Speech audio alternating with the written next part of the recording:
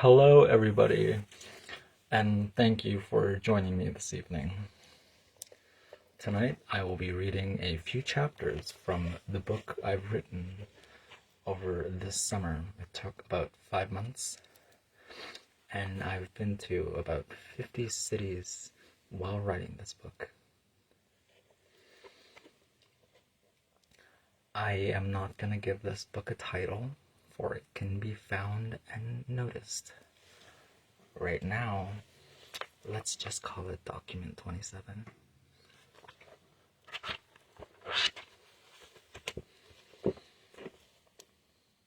You're ready? You best be.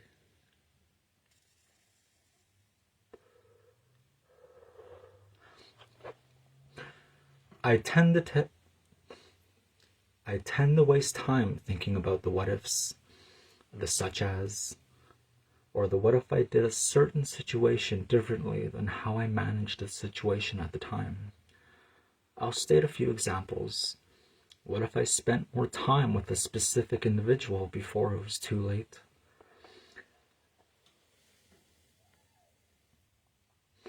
I say waste because the years go by so quickly.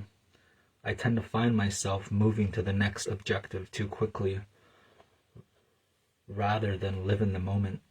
Me being as ignorant to accept things as they are, I tend to take a quick breath and move on. I need to start writing. It's important to focus on so much. Everything should be written down as if it were my last, and I should be writing as small as possible. Well, this is getting there. That was just a note. Okay. I've always hated writing, but I shouldn't be complaining. Most people of the world don't have the perk of having the resources I tend to take for granted.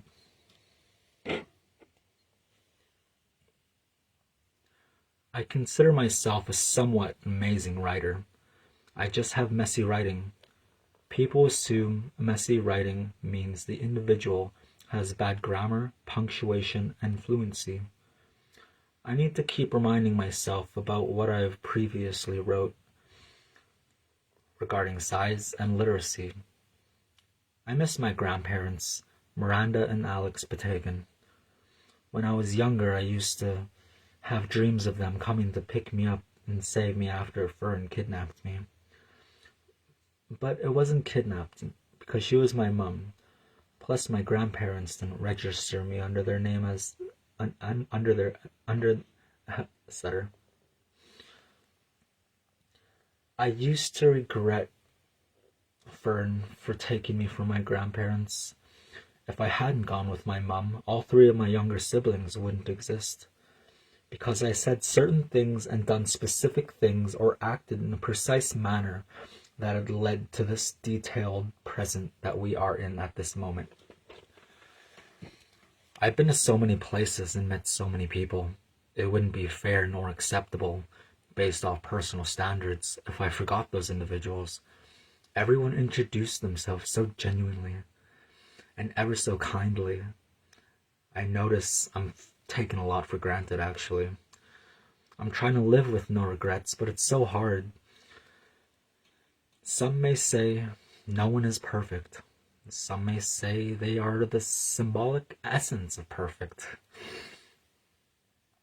Some may call those douchebags. There's nothing wrong with self-manipulation if it's for the greater good, such as telling yourself something, hoping you'll believe in it. Self-manipulation doesn't work on me as much as it used to.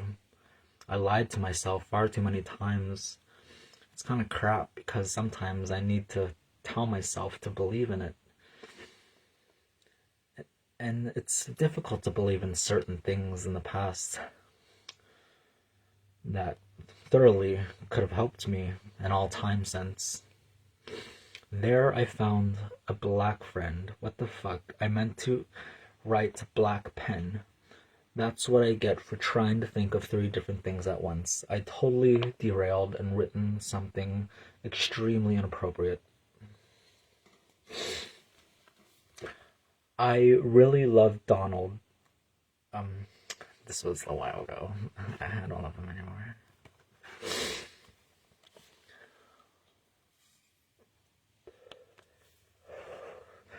But I fear I'm gonna lose him right away. I'm trying to settle down and form a family. I've hurt a lot of people without realizing or acknowledging what I've done to them. A lot of family members that really needed to be checked up on. Sure, people act happy in the public eye. That's unfortunately not always true. In most cases, no one wants to be seen as a sad person or considered to be one. Darn, I notice my writing is messy again. On the next page, I'm going to focus on font and grammar. And this was written about 4 months ago. The beginning isn't so well thought.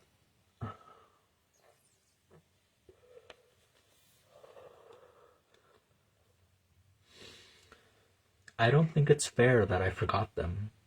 I say them with quotes because I don't know exactly how many souls were forevermore lost in the memory banks. Most professionals can vouch for this next statement. People tend to only remember a place, person, if something stands out, such as being memorable. I know for a fact I made an impact in a handful of lives for better or worse. I know people say you should leave things better than you found it. Unfortunately, that wasn't always the case for myself in Hinton. I've broken hearts, I stepped in glass, and I've been at the back of the line for so long. I usually miss out on the opportunity. Don't worry, I'll explain each one. I've given people false hope, as if they had a chance. I gave false hope by leading them within my circle of probability, such as not telling them I'm not actually involved, thus wasting their time and breaking their heart with misdirection. I've stepped on glass. I had my fair taste of the real world, the bitter taste of reality, growing and forming a state of acceptance, of tolerance, is what everyone before us and after us will learn as they fade off into existence.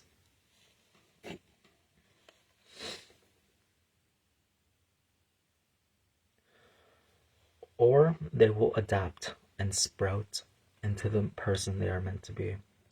One of the main things in life people have no choice to accept. It's the concept of death. I know it's not character-like of me to leave off on a negative or unliked concept. Millions of people came before us, and millions of people will come after us.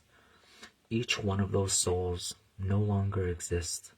The only proof of their existence are bones, graves, historical documents, or stories told throughout the generations. In Egypt, the Great Pyramids are basically physical proof of past actions, because everything we ever said or done in the past led to where we are now. In this exact point in time, I got off topic. I forgot I was writing about important subtopics that I know entirely of and adapt about. Everyone is going to die whether we like it or not. I fear death. But let me use a unique situation that would make me beg to differ. Imagine a ship leaving Earth, and you only have the ability to carry 99 individuals, including yourself. I personally would stay with the rest of Earth, knowing a meteor would hit it and destroy Earth.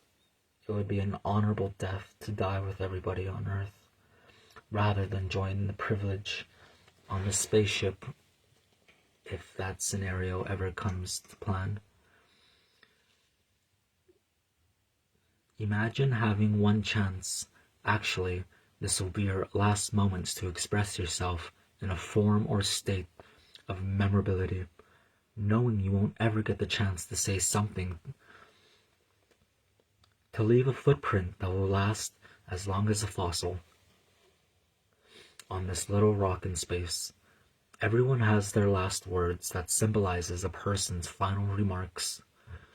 Most final words are forgotten because people forget to pass down those stories to others as they're strongly enough to remember to live on.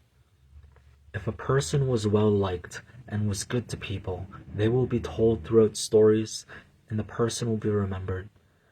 I'm upset no one knowingly helped me with the support of my life when my life fell apart last year. I first heard of his death, I was in denial, and for a bit and over time I realized he was actually gone. I had to either accept it and remember or live in denial. That statement as a whole will put a halt in a person's mental growth. To lie to yourself is to tamper with reality. Blindsight is never the ideal hindsight. I can't seem to fall asleep. It's currently a Sunday, June 18th. These next few years won't be wasted or taken for granted. I'm going to speak from my heart and mind and act with true feelings and being smart with my decision-making skills and manage my natural responses to common situations, problems, scenarios, topics, conversations, basic proper interactions. Each of the previous natural responses can be handled, managed, looked into, tended towards, and responded to in a proper manner. Oneself can be remembered as being polite, logical, just, proper, common. I could be polite to diffuse a situation. I could be logical by thinking before I act. I could be just by standing by my morals. By diffusing to do a deep crime, I could possibly get away with it. I could handle a situation by being common, meaning, how would your average human/individual cope, respond, react, handle, overcome, phase through each of these natural responses? Decision topics could and should be handled with caution every day, every moment. Every day, individuals create their own futures based off who they interact with.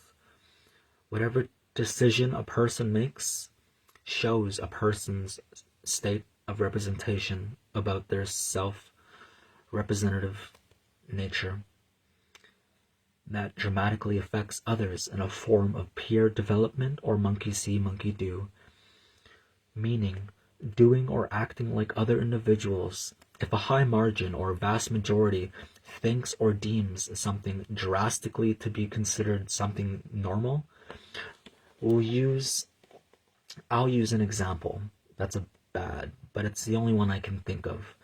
In Africa, there are public humiliations, also known as lynchings or stonings.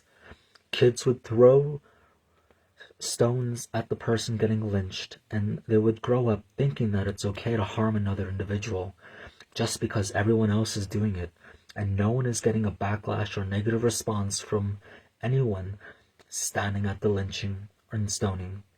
Lynching and stonings are inhumane and are to be considered anything far but normal. I'll be cautious with my natural response decision-making skills. I'm going to teach myself handwriting. I was learning it growing up, but nothing striked.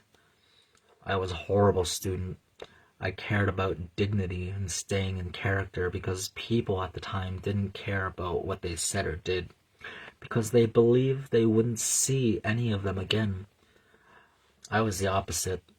I believed to keep my cool as if none of them or any of them were going anywhere out of my sight, for we are all in this country together. It's a big city, and most people will spend their whole lives in one town or city or region. This next statement questions itself at first, but let me explain. I care about what people think and say, but I also don't care about what people think and say. I acknowledge and respond. Anything that affects me or anything around me or a part of my life, I care about the thought process, of individuals whom I can relate to or grow alongside with each other in an educational sense. I care about the reasoning through processing and morals behind what individuals need to say, think, or have any stanzas to any regardation. I always didn't think like this, but I believe setting yourself aside for the sake of the few other individuals is the most righteous thing to do.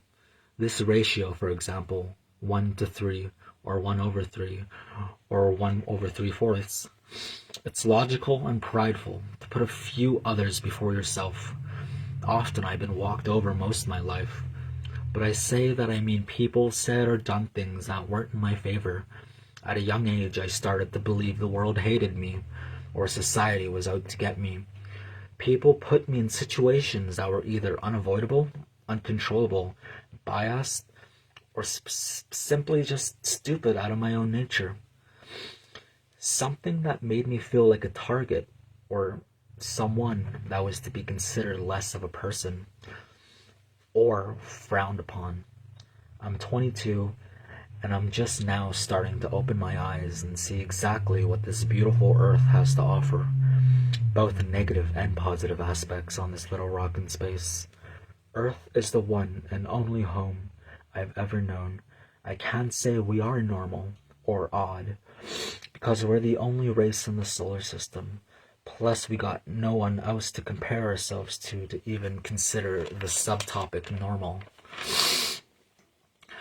I'm gonna give this book to my sister once I'm done writing, till it's complete, to share my teachings, morals, and thoughts on certain specific topics and adaptivity in several regions and districts of the human mind, soul, heart, and personality. Dear Nivea, you probably know I haven't been around as much. It's because I've been distracting myself from family, because it hurts less losing someone who you're weirdly close to in their final moments. I know most of our siblings will hate me for not being a part of their childhood. I'm 22. I plan on leaving away for a bit, and I can't promise I'll be back. For a few decades, maybe. Look where I'm coming from. I want to live my life without living with regret. I have so much regrets about the what-ifs and the could-ifs. I only have one life, and I don't want to waste it, even if that means temporarily removing myself from my family life for a few years.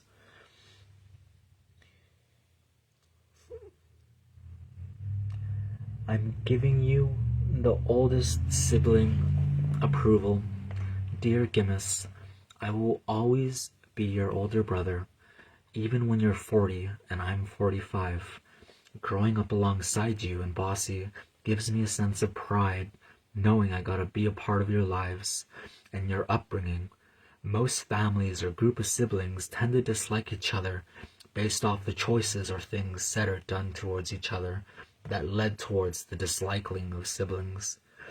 Remember when I was disrespectful and called names by Cameron and Katie?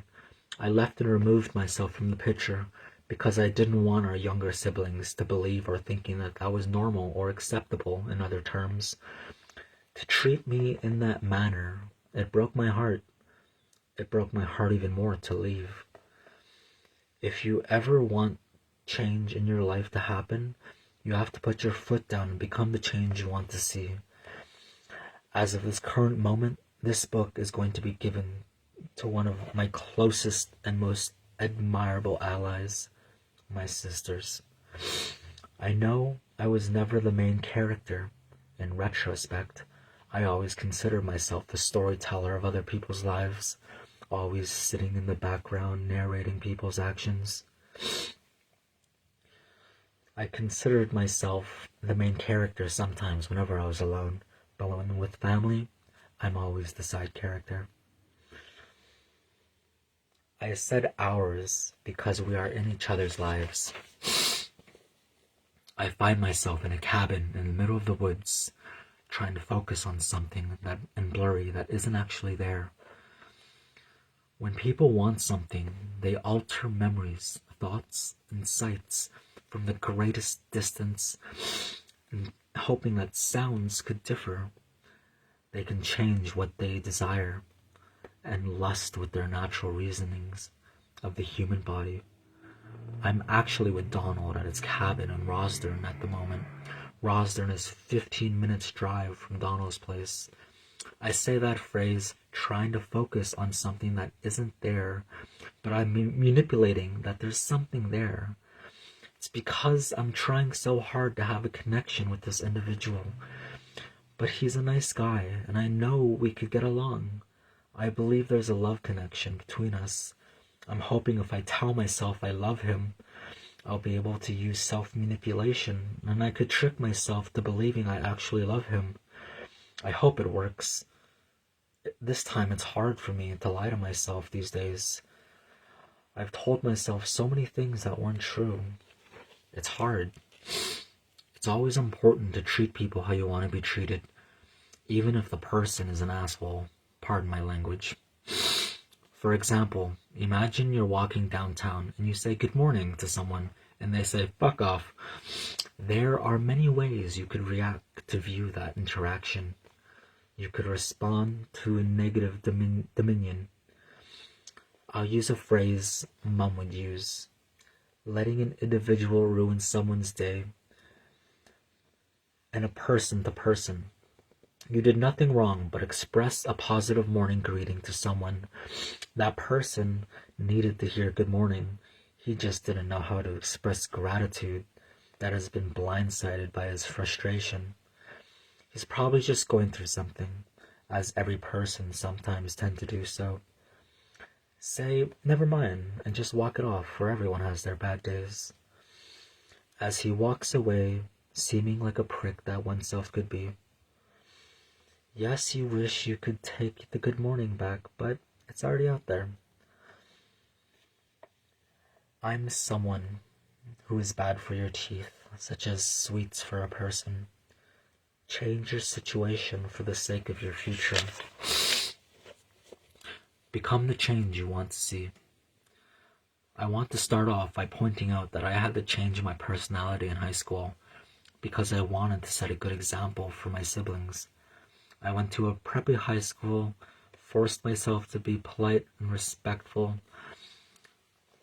I forced this white boy personality, and I've done the talking and the acting, and it just kind of stuck from then on. At first, it was hard being something I wasn't, but over time, with the right environment and self-manipulation and tips, I became this individual that forged into this person I am today. I basically grew into the person I wanted to be. People try not to lie to yourself.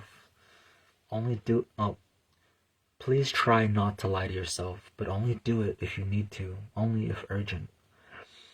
I've hung with preppy kids and eventually became preppy myself. My high school taught me that crimes are illegal, and to frown on ghetto activities is very, what does that say? I don't know. I eventually disliked anything ghetto or crime related. I messed up my brain a little by telling myself things that weren't true, and doing so, I got what I wanted. I became the ideal brother that expresses preventing crimes and having a dignified moral perspective. I'm not ranting with a negative tone or anything. I hope I'm not. But my previous writing didn't give that kind of vibe, I hope. If under pressure, an individual has the ability to change their personality and interests.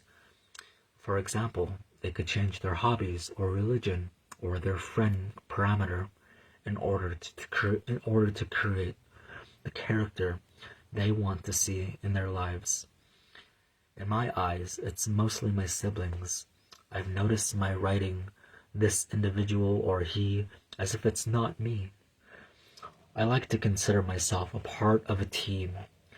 I've been undercover in many disguises. I've been robbed, kidnapped, assaulted, and nearly raped a dozen times. I'm a part of this group with nearly 30 to 35 young people, patriots with the same goal, objective. We are dedicated towards protecting and serving the Commonwealth. We got nearly 18 representatives in Alberta, 8 in British Columbia, 3 in Saskatchewan, and 1 in Manitoba. I really shouldn't be writing any of this down for security reasons. I trust whoever I give or share this with.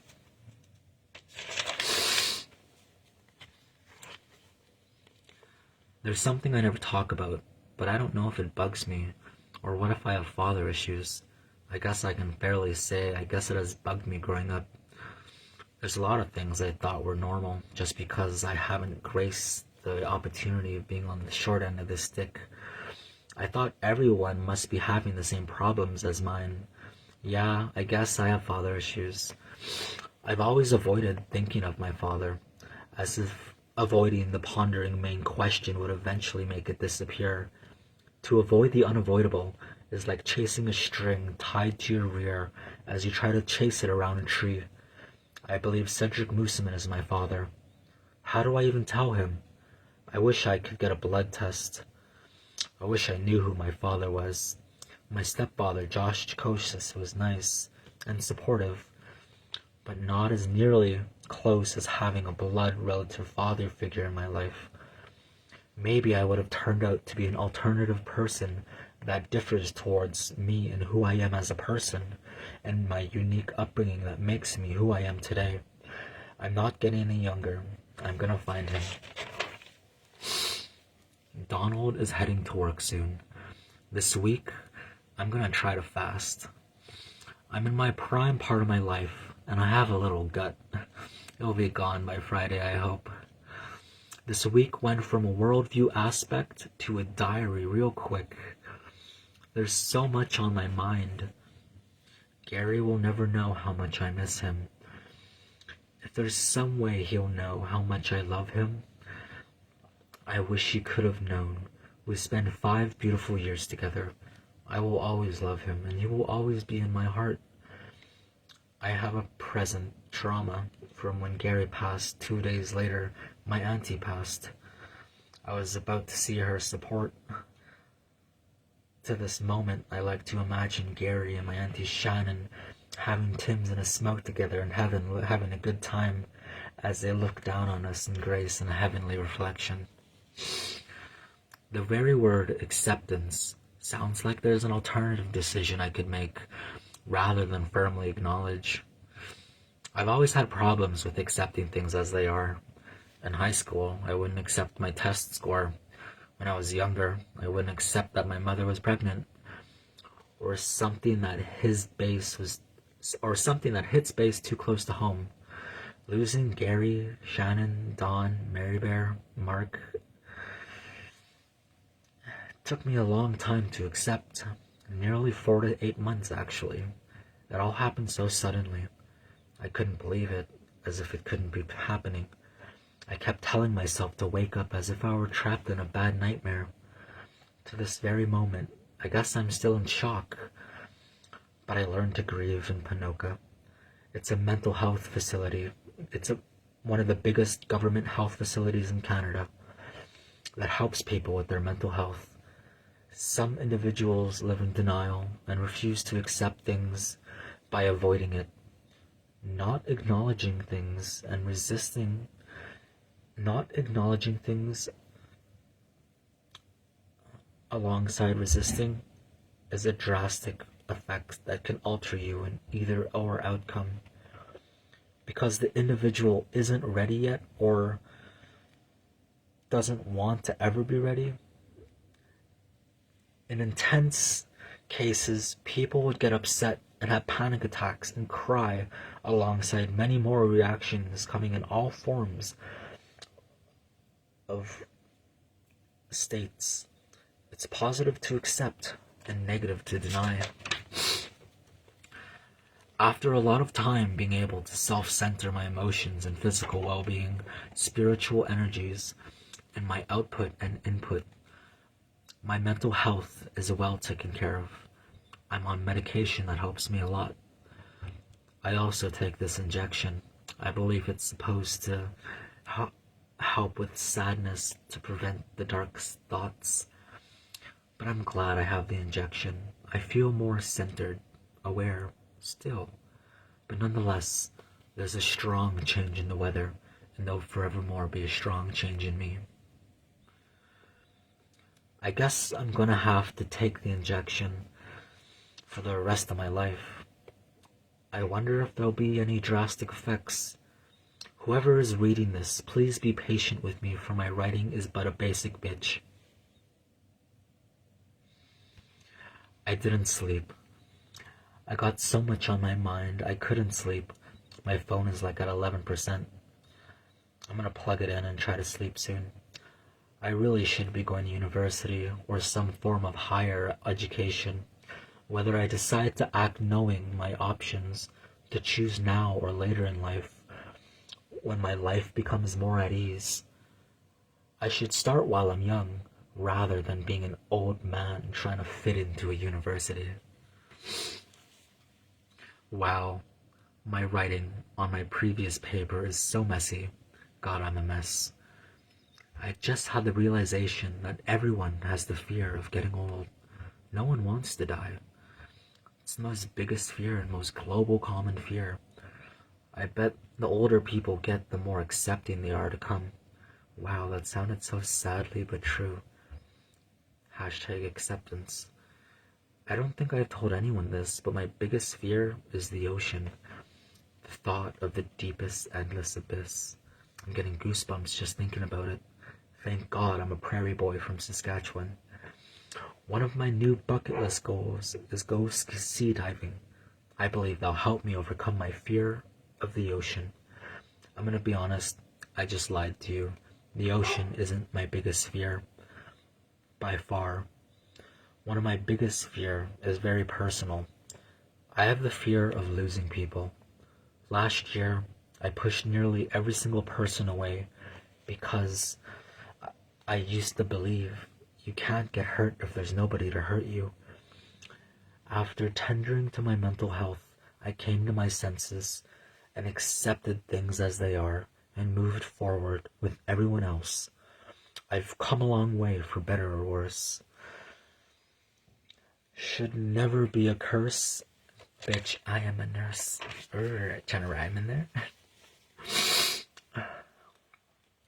It's currently Sunday, June 18th, 2023, 6:22. Alright, this is Drayden Patagan signing off. Alright, I'm back. After some rest and much needed sleep, it's fair to say the rushing waters have formed the calming seas. Time is passing by so rapidly, it's dishonorable to waste time. This week is going to be fun, furious, unpredictable, and nonetheless, logical fallacies will keep the most people in check. A clever comeback overcomes any undignified moron who fired the first shot. While Donald left for work, I'm gonna see my siblings today. Darn, they won't stop growing. When they become my age, I will surely have the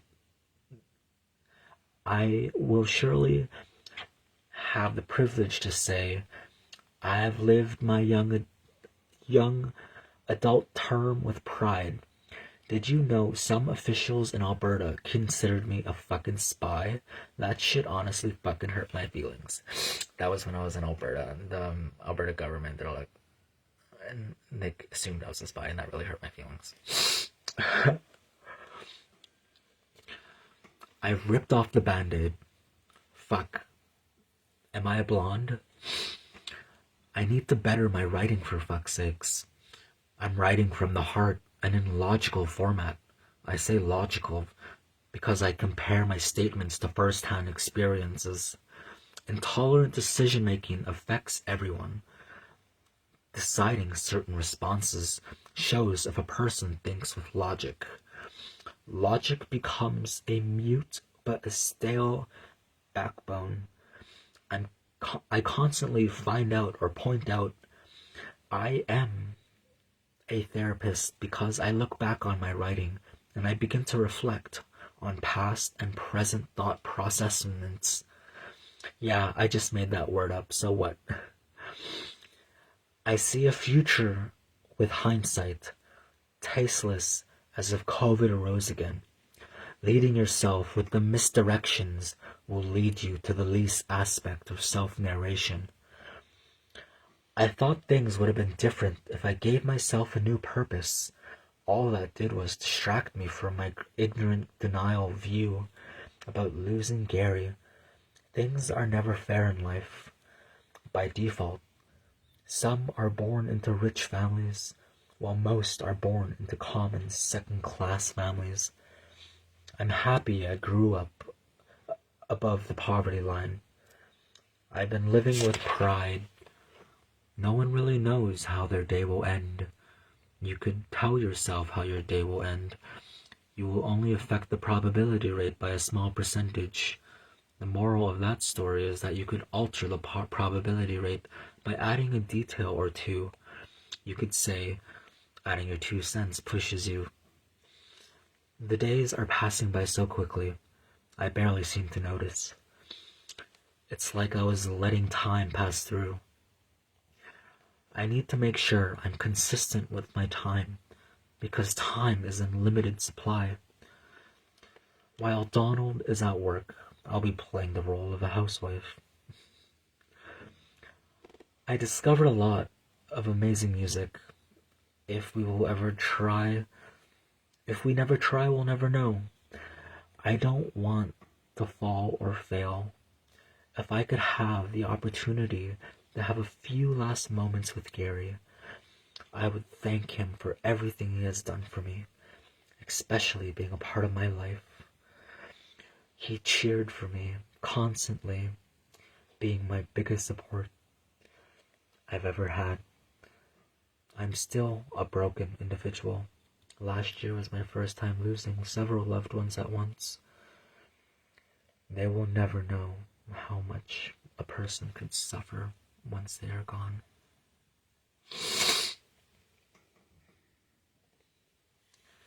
I'm alone in Rosthern until Donald comes back. I'm so lonely. I'm well put together enough to keep myself busy. I might go to Saskatoon for a few days until he comes back. Listening to my old music brings back so many memories, sad ones and happy ones. If my perspective is tampered with, have I been writing based off irrational feelings rather than using logic as my guide dog? Because I feel a change in the weather, and there'll forevermore be a change in me. It's currently 6:37, Monday, June 19th, 2023. It's hard to accept I'm gonna die, just like everyone else. It's normal. It's a harsh, bitter part of It's a harsh, bitter part and aspect of the human race. I can't stop thinking about him. It's difficult with him at work. I'm so alone. I feel as if I'm on an island with no connection to society. I want to be in Saskatoon for a week instead of staying here because I'm running out of music. I'm kidding. Music isn't the problem. I have abandonment issues because when I'm separated from someone I love for too long, it messes with my head. All of this is giving me a number of different conceptions. I don't want to be happy. I'm going to be happy. When a spouse dies, those left behind embarks on an unfamiliar journey, a journey that suspends them between the past that is longed for and a future unclear. The healer doesn't come from the unexplained. Even though a part of me has died, when the hurt and the healer has collided, Gary, you were gone too soon. And where did you go? You left me on the brink of an eye. I didn't get to say goodbye. You were always there, and I wish you could see how much you mean to me. I'll never be the same without you. You're a part of me. an angel came and called you and took you by the hand and said, your place is ready in heaven far above, and you'll have to leave all those you dearly love. And as you turned to walk away, a tear fell from your eye. For all your life, you never would have thought I didn't want to die. You had so much to live for, so much left yet to do. It seemed almost impossible that you were leaving. You thought of all the yesterdays, the good ones and the bad. I thought of all the love we shared and all the fun that we had. If you could relive yesterday, even just for a while, I would like to say goodbye and kiss you and maybe see you smile. But then I fully realized that this could never be. Your emptiness and memorable memories would take the place of you. And when I thought of wilderly things you might miss come tomorrow, I thought of you, and when I did, my heart was filled with sorrow. When you walk through heaven's gates, you will feel so much at home. When God looked down and smiled at you, and says, you have been so faithful, so trusting, so true, though there were times you knew where you shouldn't have do. You have been forgiven for that, and now it's the dawn of a new. Now of at last you are free. So won't you take God's hand and share your life with Him? So when tomorrow starts without you, you won't think we are far apart, for every time I think of you, you're right here in my heart. I miss you and I love you. I hope you can hear me. I remember the day you slipped away. I wish I could see you, but I know that can never be. I can't take it that you passed by, and you're not coming back. The day you slipped away was the day I stopped being okay. I miss you, Gary. Always. You will be a part of my life, and you're gone now. I'll see you again. You never really left. I know I'll see you again. I'm so blessed to have had you in my life. In my darkest hour, I tell myself, I'll see you again. I feel you walk beside me. I find some peace tonight, for you are pulled from the wreckage of my silent memories. Oh my.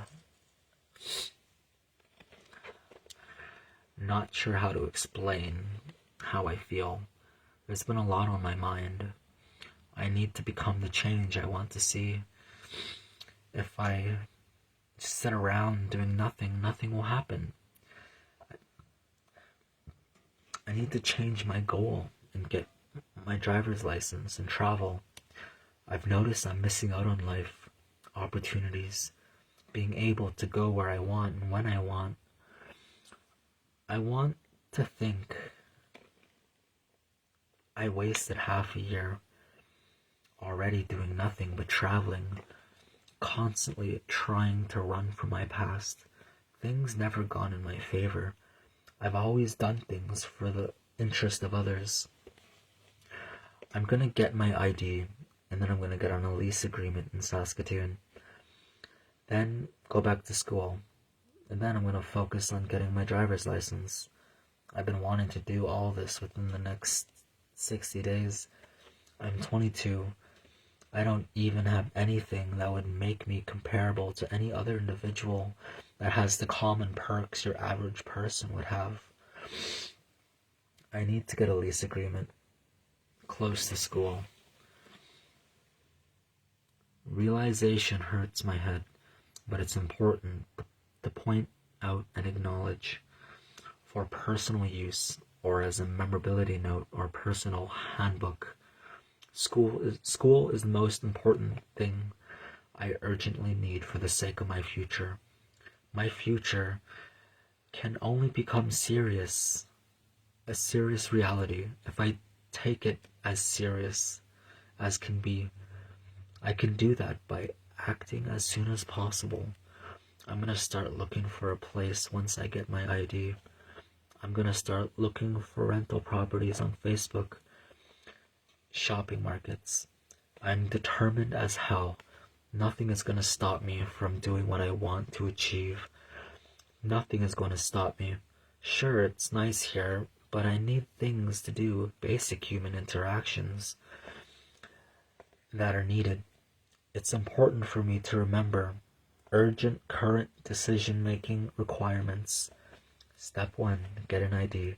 Step 2, lease agreement for an apartment. Step 3, back to school. Step 4, driver's license. Focus on creating a routine at home where I can grieve and make a normal, happy life for myself that revolves around my interests. It's been a long day, and I can fairly say I got a lot done, both physically and mentally. I'm about to go to be. It's heard without Gary. I'm strong, but I got support. And most importantly, I got great family that gives me the energy to live for them. It's difficult being here alone, but I guess being alone is a part of life. I have a lot to say, a lot to do, a lot to learn, a lot to experience. But this is life. This little life of mine has a lot more painful deaths of loved ones amidst the future. Just like everyone that has ever come before us and after us, each morning I find it more difficult to breathe. There's nothing I could do about it. If I do, then I guess that's it. Knowing that's eventually gonna happen scares me. It's terrifying to think of death. Thinking about what I want to get in my life together this year. I want to make a change in my life. I want to make an impact. I can fairly say I'm proud with ease. Ow, my bum.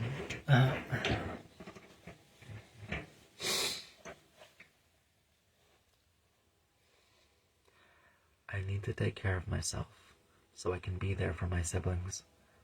Howie, Rhythm, and Harmony are still babies in my eyes, and they will always will be. I need to see my mum. I don't want things to be left off on a bad slate. Looking back on my memories, I feel so much pain and rejoiceful sorrows regarding my times spent with Andrew. No one really knows how much hardship and mistreatment I've gone through over the past year. But time has passed. For Andrew, you could say, the show is finally over and the curtain has fallen. There will be no second act. 3 years ago, never would I have ever thought I had limited time with Andrew. He was so genuine with me for what he thought and felt. He knew me like the palm of the back of his hand. But he's gone, and I need to accept that. The only thing I could do is to be happy he was here. And I got the opportunity to share 5 beautiful years with him. Rest easy, my love. You will forever be missed, and you will forever live on through me as I relive and share your memories and stories. I've been doing a lot of thinking. I'm gonna skip that page because it's questionable. I wish I was the person I ought to be. The phrase fake it till you make it only goes a long way. It's hard being me. I never got to experience what most individuals my age got to grasp. I need to try to stay happy. I gotta focus on my list of goals and objectives. Otherwise, I'll only be damaging my own journey or put a halt in my own future. I don't want to lose this connection. For the first time, I feel like there's a warm bundle of describing words that expresses how a person feels complete. The air is getting thin from the lack of understanding. I'm gonna get air flowing so sight is clear once again. Knowingly known, a heartfelt sense of direction. I need to prove this to myself, not just to him. Without trust, you can't have a relationship. You can change the situation into a positive, and it's gonna hit hard just now. Desire, it came like a gust of wind, leaving me breathless, a silent ray of sunshine or a warm blanket of comfort. The sun is setting, and society has taken a knee and bow from the highest level of civil certainty. Oh, that's right. I'm in Saskatoon. I was just dropped off. I have to go to social services.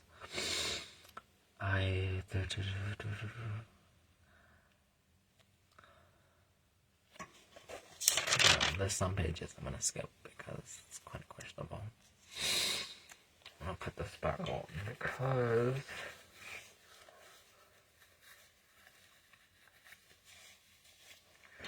why? Just because, Becca.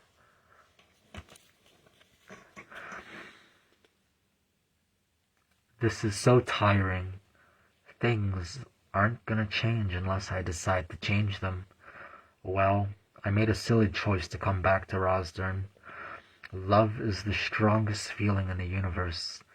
Love can make a person go mad, or in other terms, love can make a person go insane with protection. To love someone is to wanting to make sure they're okay 24/7. Love is wanting to make sure the other person is happy. To love someone is to make any decision, no matter the uncertainty. To love someone is to wanting what's best for them, even if it means you take the fall or end up with the short end of the stick. Loving someone is like wanting to fuse together like two gems fusing like a ruby and a sapphire, creating a garnet. Each gem with their own unique properties coming together to create something entirely new. Sometimes I wish I never met Gary, but I don't mean that. Gary taught me how to be a proper young individual. It's important as it is to be a good person to others, even if it means you have to suffer a little.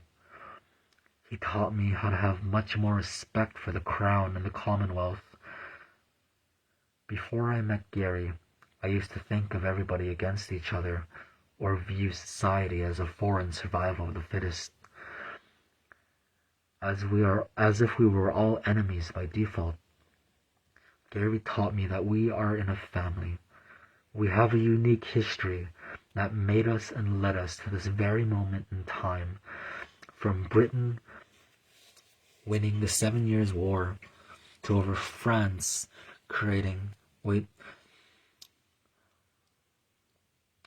from Britain winning the 7 Years' War over France, or the creation of the territories as British colonies expanded west towards what is now known as British Columbia, Vancouver, or the heartbreaking history of residential schools.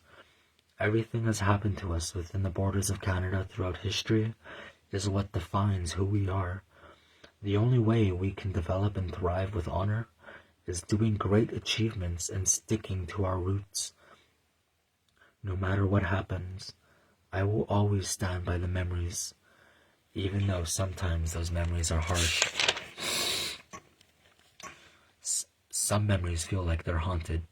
The sun is setting. That doesn't mean the sight of your light might get fright over the next upcoming delight. Looking at your picture makes me so upset for some reason. It makes me regretful of my life and past actions and our final moments together. You didn't know you were gonna die. No one saw your passing coming. You made an impact in everyone's life. You made everyone love you without realizing it. You touched the hearts of everyone who got the opportunity to get to know you. what you were like, where you've been, what you desired, who you knew, what you know, what information you held, and what you learned as a child that shaped and formed you into the fine gentleman you toned out to be, thanks to your mother, whom you now lay rested besides for all in eternity. Your body is in the United Kingdom, but you passed away at the university hospital. I'm coming to visit you soon. I'm still healing from when you left me. You took a part of my ability to control my emotions with you. You took my heart. Now I can't seem to pump blood to the rest of my body. I'm as cold as ever. Even in the afterlife, you managed to give me the I told you so look. It was a good choice to print out a few photos of you. I remember that photo, the story behind it. You were at the hospital and I was at home with Charlie. I asked how you were doing and you said not well. I asked you to send me a selfie. The look on your face looked so innocent. You deserved so much better. I remember you said you liked that song Snowman by Sia. Sometimes I would listen to it in remembrance towards you. I need to learn to not let the memories of me and Gary haunt me. I need to look back on the past and the life me and Gary had together. I see an adult who fell, a young adult who fell for an Englishman, and an Englishman who got trapped under the spell of the beauty of a young adult. Together they were unstoppable. The world frowned at their coexistence in each other's lives, and on society of which they stood on. Their determination to be together. Andrew and I lived at Mullen Lane in Blairmore, Saskatoon. We moved to our first home in Borden. The address was 109 Baltimore Street, SOKONO. The memories sting like a sliver, so small yet so painful. It's the little things that matter the most. I remember all the times you picked me up from school. I remember all the times we went out for coffee. I remember the times you were happy to see me in corduroy. For some reason, you were really obsessed with that texture of clothing. You would call me a pup.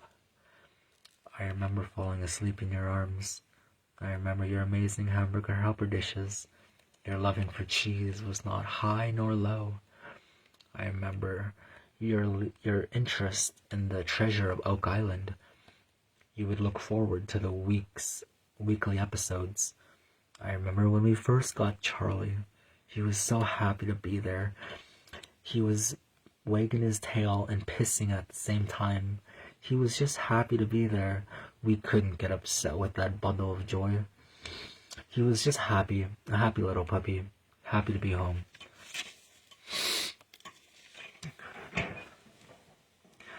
I remember you getting back behind the wheel. A part of you knew you weren't ready, yet you weren't through with it because you wanted to prove to yourself that you could do this. We then drove to Saskatoon to that medical clinic right across from Confederation Mall. I sat in the vehicle for hours until I went into the clinic to check on you, only to find out that you're on your way to the hospital because you were having heart problems. Luckily, the neighbors came to our aid, and when I told them about the situation, the mother of the family that lived on the right side of the property, she took time off work to drive me and Charlie and Ruby home. I was removed as first of contact, and I could no longer contact the hospital and ask questions about your health. I could no longer visit the hospital. I was cut off completely by some stranger. I don't know who it was or who did it, but someone didn't like me, someone that you knew well. You didn't want to die. There was so much you wanted to do, so much people you wanted to say farewell to, so much things you wanted to see.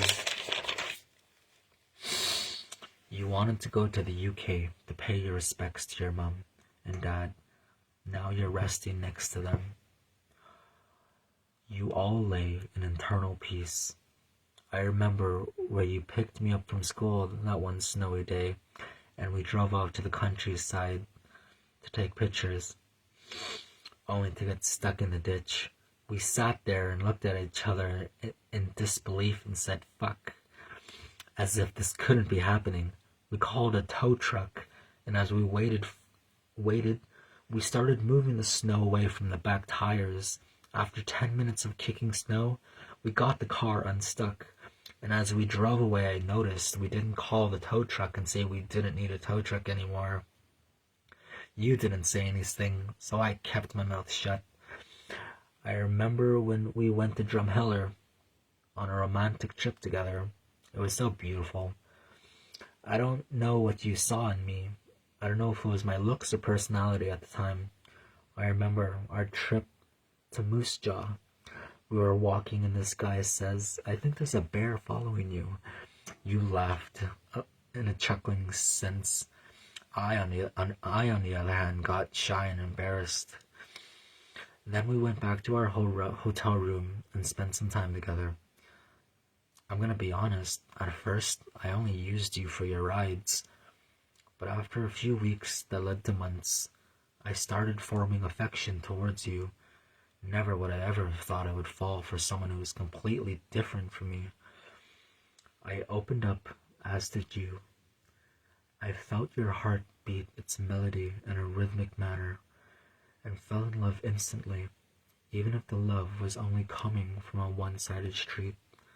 It took you nearly a year, but you eventually came around. Oh, how I miss making you breakfast. Feeding you was one of my biggest joys. Knowing your stomach was full made me happy. Or made me happy. I remember spending Christmas together. We didn't celebrate Christmas. Didn't need to. We didn't need gifts, because we had each other. I remember spending New Year's with you. We played pool in the basement. I remember on Halloween we got to hand out candy together. I remember how upset you got when you didn't get to go to Remembrance Day ceremony because it was cancelled.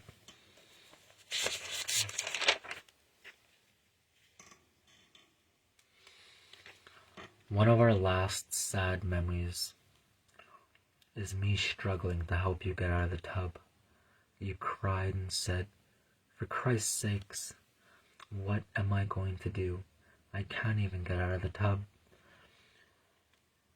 When we couldn't get you out, there was a look in your eyes I'd never seen before. You looked defeated, so torn.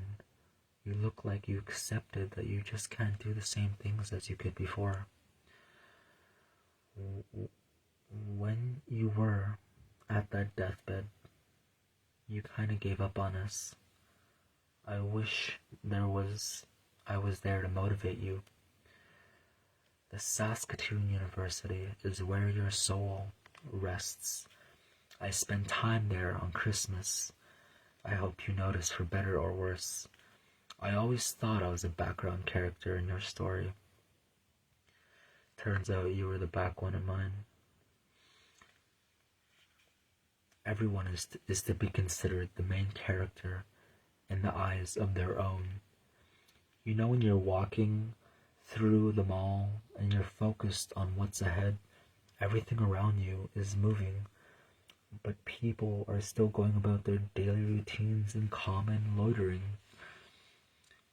You feel like there's nothing but you and your objective, and that focus, you are fleeing of knowing something is there, because you can feel it, and that feeling of knowing something to be true in your heart, but not to be true in reality.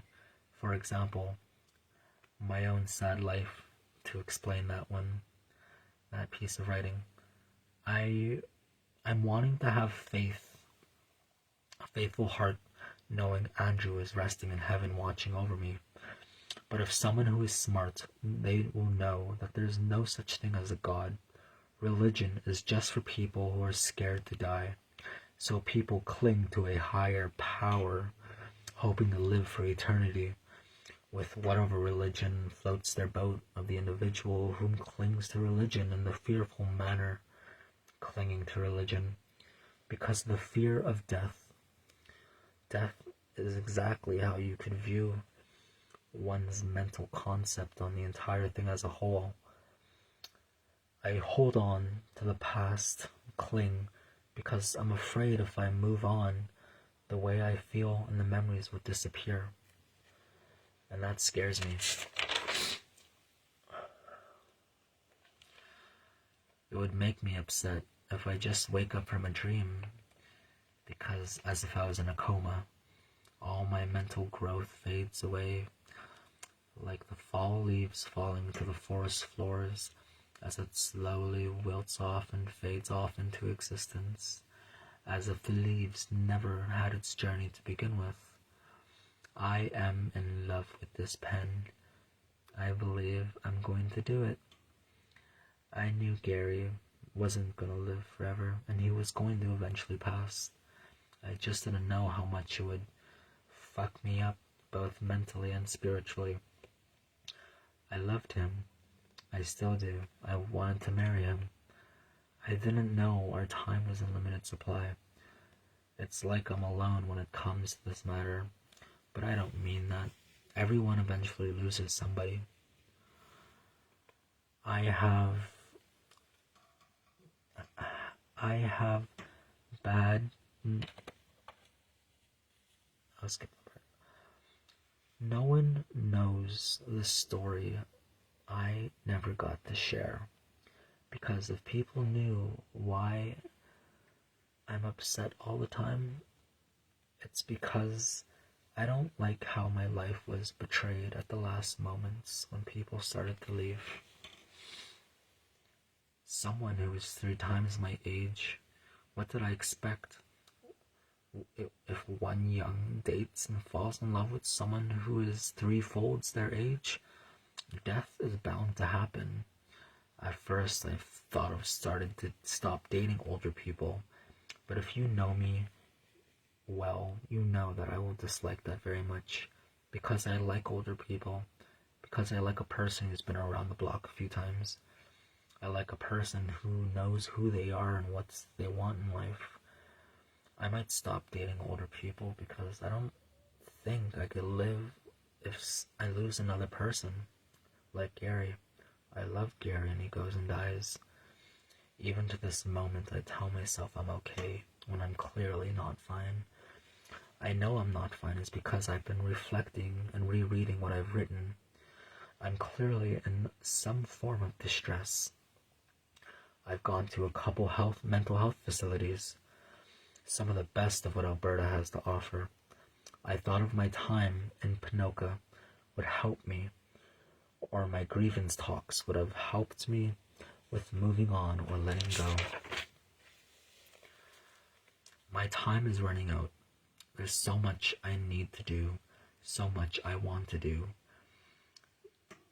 Gary had limited time and supply. I had a great ordeal of time. If I got the opportunity to share my time, I would give Gary half my lifespan. Without a doubt. It's going to be okay. Everything is going to be fine. I'm going to work out. Things are going to work out. Things always eventually works out. My demeanor is as strong as my emotional domain. I believe my writing is to be important, mostly towards myself. I can imagine another individual reflecting, comparing, learning, criticizing, or just simply observing in general. I wouldn't mind sharing my writing to a stranger. It's basically introducing your personality. The way you spell, write, pronounce things, and carry yourself at a written standpoint. My mistake. This entire situation, I don't care if anyone witnesses my failed attempts to act like a normal person or human being. Do you know nothing we say or does matter? Because we will all merge with the inevitable societal end. It's currently 4:22. It's been a very drastic week.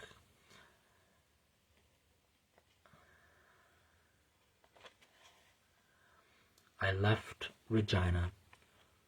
Bernard sat well in his head.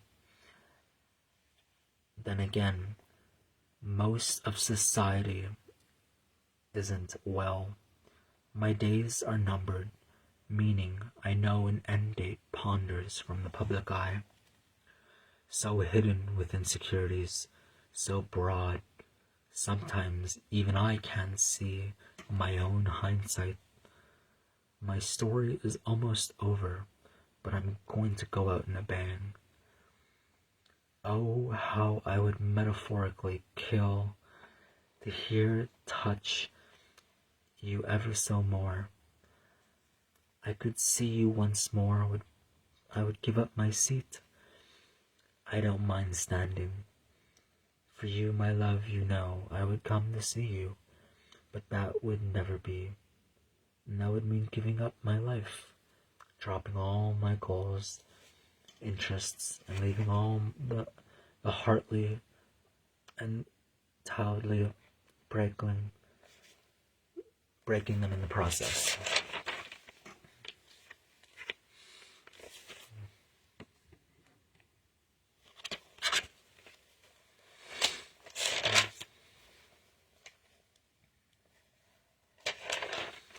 Oh, this is sad.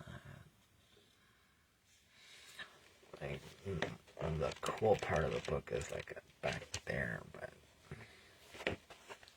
that's the good stuff back there. But I'm gonna get to this stuff.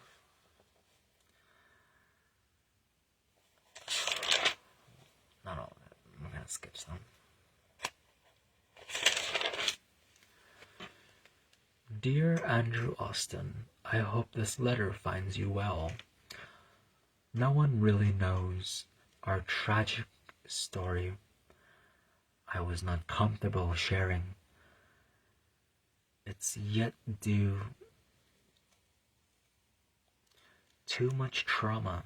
I need to push my trauma aside because people need to know our story. I want people to know the Andrew I knew. I want people to understand the world lost a beloved soul. I don't believe no one suffers about your death as much as I do. I do. Sometimes I think about leaving this place just to be with you. Again, I miss our times together, spending our times on the couch watching the telly. I remember taking Charlie on morning walks, and as we walked a lot of steps together in that house, I seen it on the market, which breaks my heart. I don't know where Charlie and Ruby are. I'm sorry. I hope you can forgive me. I don't think I can continue. Please forgive me if I act on something. You would be happy to see me? ? Because I would risk everything to come to see you. To know just to be with you again. I love you, Andrew, and we will meet again. Keep smiling through, and I know we will meet again some sunny day. Our long drives together were most memorable, like the fib every day. I'm haunted by these memories of our own. I'm learning to view them as gifts because you were a gift to keep. Little did I know I couldn't keep you forever. I'm sorry, love, once again. I fear I'm losing myself. That feeling just rips apart a person's sense of discretion. I can't seem to wonder why the feeling of love causes so much despair, for better or for worse. I deserve so less than from your average person. I've received, but I have regrets. I wouldn't have had it any other way. Knowing more time has been added would make the clock of this time cycle into an endless abyss. I've noticed I've sunk into a depression. I'm going to be happier. Well, at least that's what I tell myself. Every day things are changing.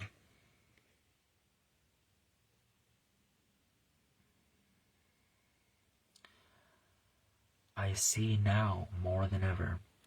This tool we call a pen builds tension. I remember everything I really wish I didn't.